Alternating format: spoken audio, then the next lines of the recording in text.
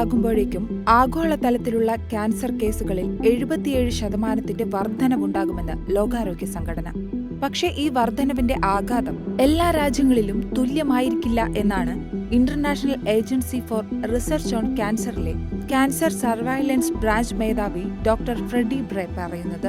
ഫെബ്രുവരി 4 ആചരിക്കുന്ന ലോക ക്യാൻസർ ദിനത്തിന് മുന്നോടിയായി പുറത്തിറക്കിയ റിപ്പോർട്ടിലാണ് ക്യാൻസർ പിടികൂടുന്ന രോഗികളിൽ ആഗോളതലത്തിൽ തന്നെ വർധനവുണ്ടാകുമെന്ന് പ്രവചിക്കുന്നത്.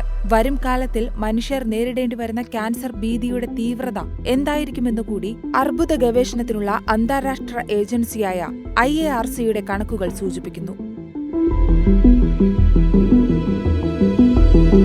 പുകയില, മദ്യപാനം, അമിതവണ്ണം എന്നിവ ക്യാൻസറിന്റെ വർദ്ധിച്ചുവരുന്ന സാധ്യതകൾക്ക് എങ്ങനെയെല്ലാം കാരണമാകുമെന്നും സംഘം തിരിച്ചറിഞ്ഞിട്ടുണ്ട്.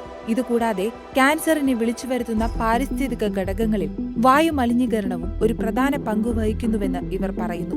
മാത്രമല്ല, ഉയർന്ന ഹ്യൂമൻ ഡെവലപ്മെന്റ് ഇൻഡെക്സ് ഉള്ള രാജ്യങ്ങളിൽ ക്യാൻസർ കേസുകൾ ഇരട്ടിയായി കൂടുമെന്നും പുറത്തുവന്ന കണക്കുകൾ ചൂണ്ടിക്കാട്ടുന്നു. കാരണം 2012 ലോകമെമ്പാടും ക്യാൻസർ രോഗത്തിൽ 1.41 കോടി പുതിയ കേസുകളും 82 ലക്ഷം മരണവുമായിരുന്നു റിപ്പോർട്ട് ചെയ്തതെങ്കിൽ 10 വർഷത്തിനു ശേഷം അത് 2 കോടി പുതിയ കേസുകളും 97 ലക്ഷം മരണവുമായി ഉയർന്നിരുന്നു. എന്നാൽ 2050ഓടെ ഇത് 4.8 ദശലക്ഷം പുതിയ അർബുദ രോഗികളെ ഉണ്ടാക്കുമെന്നാണ് international agency for research on cancer പുറത്തുവിട്ട കണക്കുകൾ പറയുന്നത്.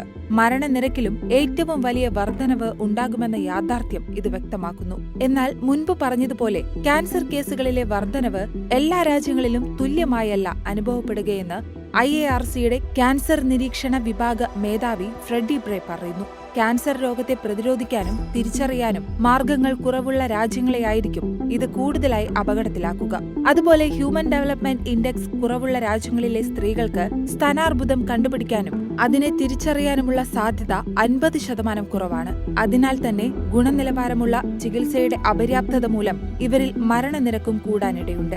2022 ആഗോളതലത്തിൽ കൂടുതൽ ആളുകളെ ബാധിച്ചത് ശ്വാസകോശ ക്യാൻസറും സ്തനാർബുദവുമാണ്. ശ്വാസകോശ ക്യാൻസറിൽ 2.4% പുതിയ കേസുകളും 18.7% മരണനിരക്കുമുണ്ടായപ്പോൾ രണ്ടാമതായി വരുന്ന സ്തനാർബുദത്തിൽ 11.6% പുതിയ കേസുകളും അതിൽ 7% പേരുടെ മരണവും സംഭവിക്കാനിടയാക്കിയിട്ടുണ്ട്.